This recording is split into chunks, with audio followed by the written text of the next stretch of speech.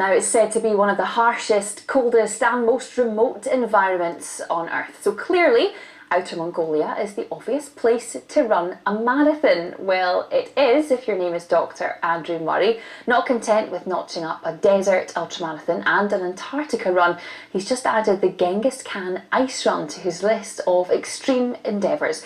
And guess what? He came first. Well, welcome to Andrew, who's in our Edinburgh studio right now, and also to David Scott, who organised the event, who joins us in Glasgow. Welcome to you both. Thank you. you. You're back here now, Andrew, and does Scotland feel positively balmy compared to Mongolia? It certainly does. I'm from Aberdeen originally, so I'm used to the extreme cold, but at times it was between -34 and -47 in Mongolia. So apart from running as fast as I can, I was also concentrating and making sure I got to the finish with 10 fingers and 10 toes intact. And you managed that okay? Absolutely. I mean, it was an absolutely outstanding event. Dave Scott and the team from Sandbaggers always put on amazing events, but picture not running on land but on this frozen ice river with vultures overhead, with extreme temperatures, with a bunch of amazing competitors to be out there with. So it was just an incredible event, and I suppose the thing that made it a bit more special is that Mongolia is one of the most outrageously beautiful parts of the world, but it's also one of the most culturally rich. So just that opportunity to learn from different cultures and interact with some pretty cool folks was great.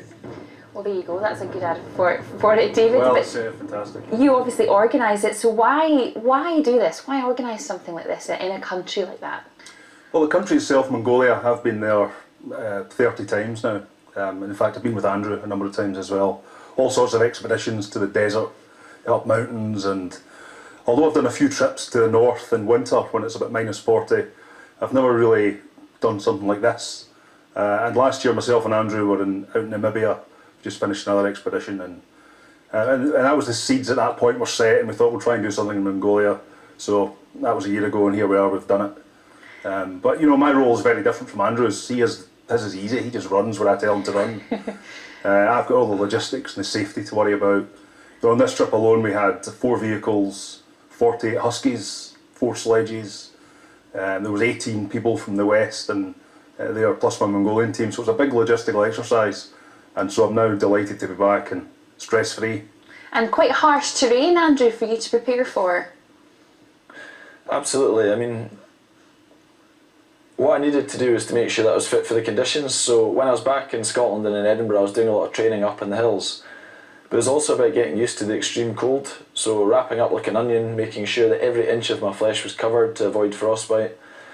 And also just appreciating that it was going to be extremely slippy. We were running a marathon on sheet ice, so essentially wearing these amazing Gore-Tex shoes with these spikes on them really helped me to get to the finish. So there's a lot of things to consider. Dave's right, actually. For me, all I needed to do was to run from A to B. He had the complicated bit of controlling the Huskies and all these guys that are supporting us.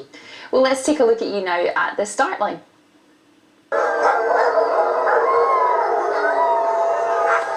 So we've actually made it to the start line for the Genghis Khan Ice Marathon. It's -32, -34, 35 thereabouts. Perfect conditions for winter running, can't beat it. Looking forward to it. It's going to be a tough day out there for everyone, but I'm pretty confident everyone will get to the finish with all their fingers intact. Good luck! 3, 2, 1.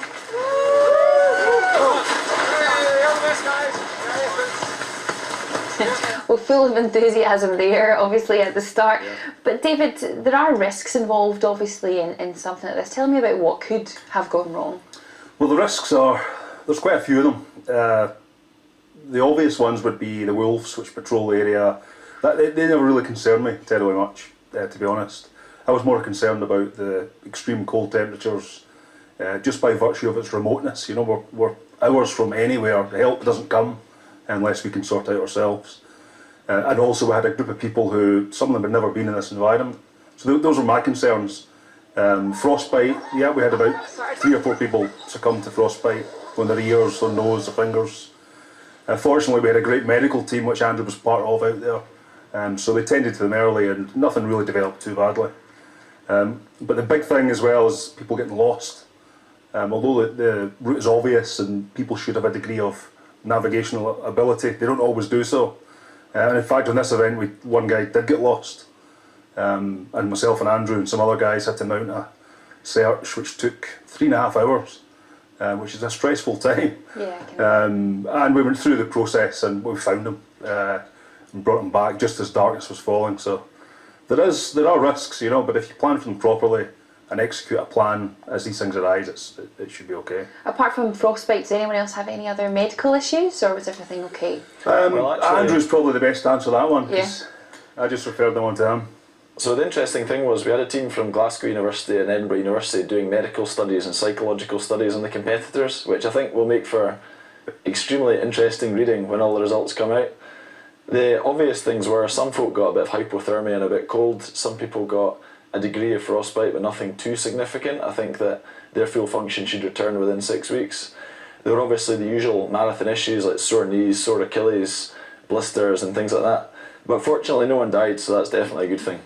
I like it how you guys say a touch of hypothermia. Touch You know, of they'll hypothermia. return to normal in a few weeks, but nobody died, so that was the success. This really is, you know, extreme running, isn't it, David? Yeah, it's very extreme. You know, how these guys, you know, perform as they do it's just fantastic. But they need to have trust, you know, in our team to feel safe and to relax into the run. But there's things you might not think about. They have to wear goggles to protect their eyes, which steam up. So navigationally it poses problems because they don't see where they're going and things that I, sitting in the van, don't see. So I think that's maybe where some of the people struggle. Well, after being through all that, we saw him at the start. Let's take a look at Andrew now at the end. Yeah.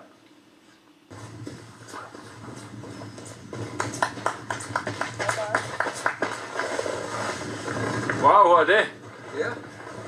So, it's not easy, but it's absolutely perfect conditions for ice running. Started off, I think, about -34, -35. It's maybe now about -26. It's actually quite nice and mild for Mongolia in winter, apparently. Yeah. 3 days ago it was -47. The guys are absolutely buzzing out there. Everyone looks strong, everyone's high-fiving the way past. It's just a fantastic day, honestly, what a place. Absolutely beautiful. Andrew, you make it look like you've just been for a wee jog in the park, not run an ultra marathon. That's crazy. Oh, Were there it any was- points when you thought you weren't going to finish? It was difficult, it really was. I mean, you're probably capturing me at the start and the finish when you're trying to smile for the cameras, but at times you're just gritting your teeth and getting through. And what was really nice actually, there was a lot of Scottish success. So I suppose myself and Lucia Leonard was the female runner, both from Scotland, are probably used to slightly more inclement conditions than the guys that came second that are from Australia. So maybe us Scots are at an advantage. But it was tough, you know. Essentially, they say for these races in the extreme environments that 50% of it's mental and the rest of it's in the head. And I think that's probably right. And what about the people in the country, David? Were they quite welcoming to have you guys here?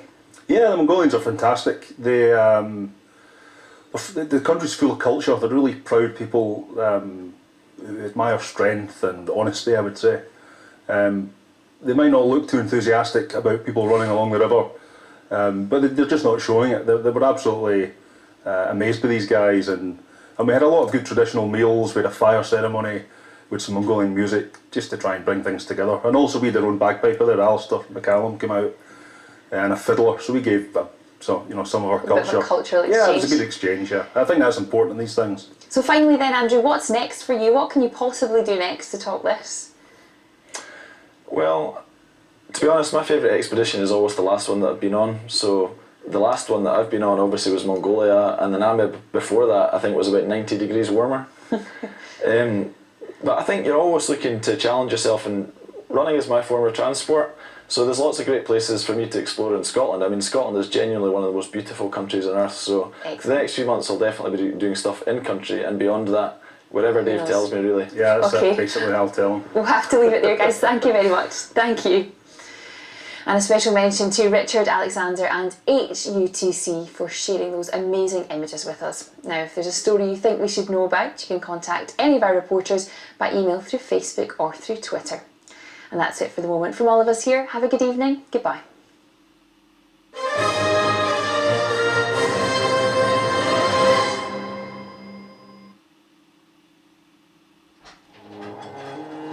Shall I turn up the heating, Your Grace? With today's fuel prices, don't be absurd.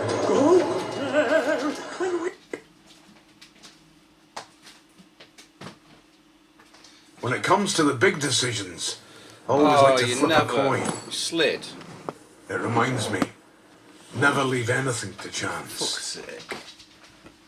I just did, didn't I? Example that you